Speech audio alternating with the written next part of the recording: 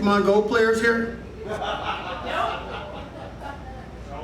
Oh. I wanted to let them know about a new game called Pokemon Stop. Really? It's called Pokemon Stop.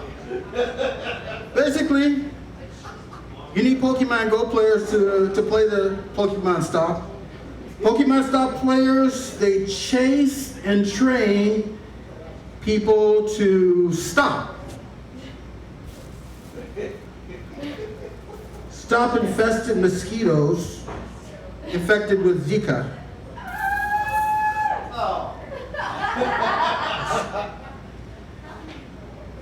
Pokemon players chase and train dog owners to stop allowing their dogs to poop all over the place and not thinking no one's going to see it or pay attention. You're going to chase and train them and get them acquainted with this. Picking up the stuff. There you go. Pokemon Go players chase and train trigger-happy police to stop and see black people as human beings instead of criminals by sharing their donuts instead of their bullets. Pokemon Go players chase and train relationship cheaters to stop. Stop cheating and move on once the love is gone, instead of pillow fighting all the time. Pokemon Go players, why not transform your fantasy courage into reality courage by stopping negative behavior all around us here in the real world. Yeah. Winning battles in reality could be the best fun ever. And that is the game of Pokemon Stop.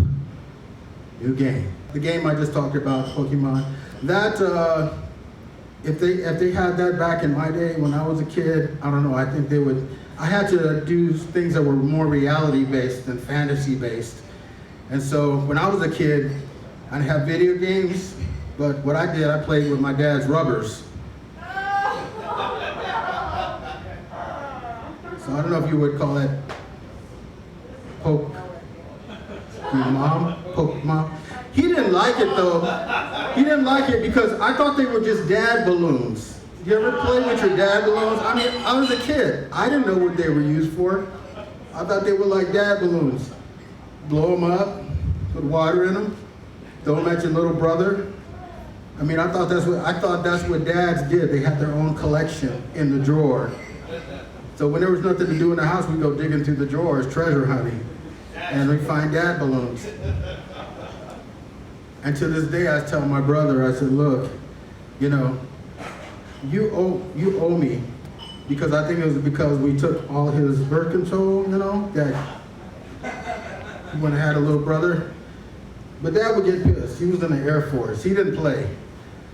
You know, he didn't play like if he were in a band, he would probably be like a percussionist, a hella percussionist, because when he beat me, when he beat you or spank you, he would not only he would get a little beat rhythm going with the belt. You know, he could play some hella drums with his belt probably. But he would beat me, he'd go, didn't I tell you? Huh? Didn't I tell you? Didn't I tell you? Huh? Didn't I tell you? Didn't I tell you? Huh? Didn't I tell you? Didn't I tell you? Huh? Didn't I tell you? And some people say I'm a good dancer, and I think I attribute that to my dad because I'm trying to not get hit, right? So I'm doing all kind of moves, you know. Didn't I tell you? Huh? Didn't I tell you? Public, awkward moments. You have somebody you really like, maybe you're very attracted to, and you all of a sudden you have to, you haven't seen the person, and you have to remember her name.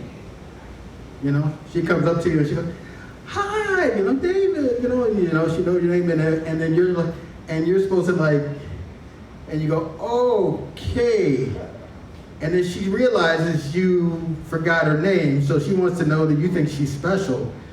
If there's ever a chance that your relationship will move from friendship zone to the naked zone. So some women are really smart about that. They will ask you, what's my name? Guys, don't ever play the guess my name, especially if you don't know her name. Because every name that you give her is gonna piss her off more because you're getting it wrong. In her mind, there's a buzzer going off, wrong. Not Julia, wrong, not Jessica. And she's thinking these are women that you've all bedded down. You know, so you're just like, it's quicksand. One time I was going to an open mic, and in the horizon was this beautiful woman. I'm thinking, maybe it's somebody whose name I forgot, because, you know, they're doing the wave and walk. And she had a beautiful smile. And I started smiling back, you know, waving a little bit. And we started getting closer until I realized it wasn't me.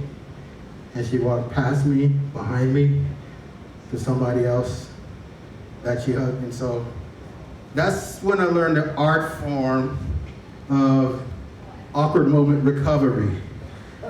And so that's when you do like, yawn, you're like, okay, oh, act like you're stretching, or you do the imaginary. I never had a wristwatch in years. You look like you're looking at the time, and you just try to walk it off and hope nobody's looking at you. There's also private awkward moments. If you ever had private awkward moment in solitude, that can be very humbling. I had one the other day. I was in the shower, and for some reason, there was a shampoo that seeped into my left eye. That never happens that it burns like hell.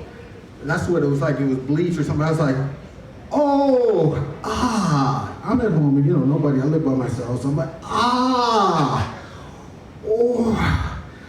But sometimes the pain is so bad, you might get on your knee, but if you can't get on your knee because you're trying to wipe it out and everything like that, because your eye is burning, because you got some shampoo in your eyeball, you call God. Oh God, please make this stop. Okay, and then nothing's happening, so you start negotiating with God, so this will stop, Okay, God, I'll go to church. And God is like, I don't play that, David.